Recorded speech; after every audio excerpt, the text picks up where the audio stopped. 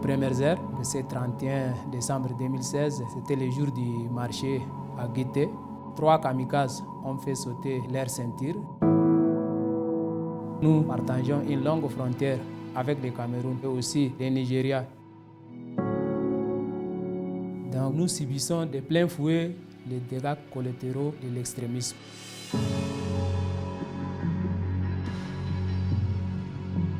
Naturellement séparés par la rivière Chari, le Tchad et le Cameroun sont 2 grands voisins, en proie à une déstabilisation majeure depuis le début de la crise au Nigeria, il y a près d'1 décennie.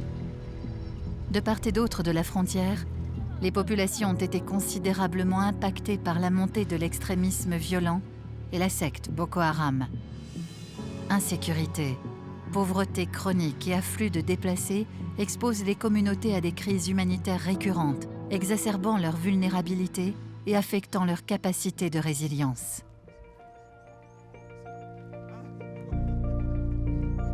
C'est pourquoi le Programme des Nations Unies pour le développement, le PNUD et leur partenaire l'UNICEF travaillent sans relâche à la consolidation de la paix dans le bassin du lac Tchad.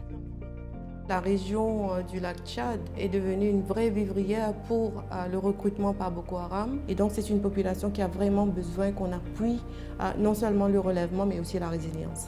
Il faut une approche militaire et sécuritaire, mais il faut tout aussi une approche humanitaire et une approche de développement. Nous avons en même temps une approche transfrontalière entre le Cameroun et le Tchad et ces activités, des interventions qui sont financées par le Fonds pour la consolidation de la paix. À Mani, dans la province du Hadjer-Lamis, le sport est incontestablement venu favoriser la cohabitation pacifique et dépasser les frontières.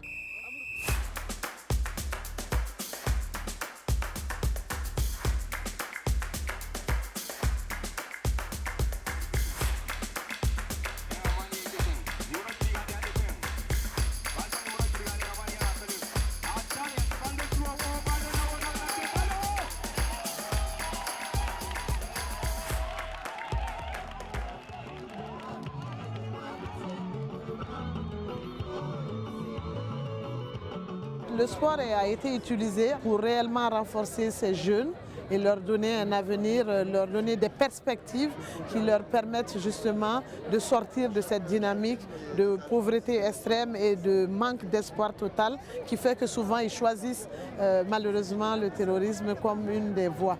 Les matchs de présélection disputés pendant plusieurs semaines ont permis à ces jeunes de tisser des liens nouveaux.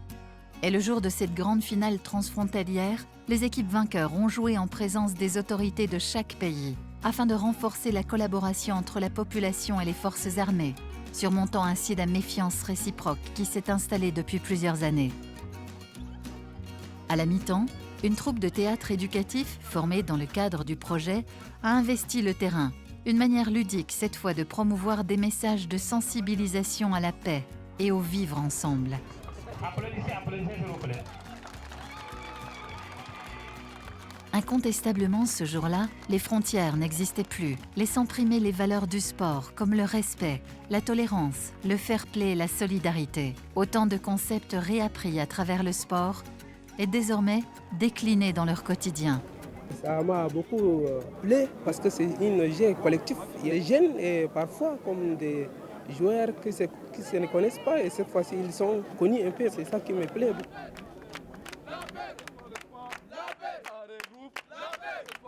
Le sport, c'est d'abord une activité qui libère, qui unifie le peuple. Dans une équipe, on n'a pas besoin de parler peut-être sur le kanumbu, le massa ou bien le kotoko ou autre chose pour s'exprimer. Il suffit juste de se placer dans une bonne position et puis la passe est faite. Donc, ça a changé beaucoup de choses. Avant, on souffrait du syndrome de l'ignorance. Mais avec ces activités et avec l'arrivée du PNUD et puis de l'UNICEF, tout a un peu changé. En parallèle du sport, plusieurs sessions de dialogue entre les communautés transfrontalières ont été organisées. Les techniques de prévention des conflits ainsi que les mécanismes d'alerte précoce ont été partagés auprès des jeunes, mais aussi auprès des différents acteurs communautaires. Un outil indispensable permettant de gérer les conflits et les situations d'extrémisme dans la zone. Bon, avant, il y avait beaucoup de conflits, on peut dire. Chaque match, il y en a des bagarres, mais avec l'organisation de PNUD, On nous a appris le vivre ensemble. Après le match, on se salue et tout se passe bien. C'est mieux quand on reste en famille comme ça, c'est mieux. Parce que le conflit peut nous envoyer dans les groupes armés. C'est-à-dire, si tu te venges vers quelqu'un, tu peux aller dans les conflits et puis le terrorisme, et ça gâte tout.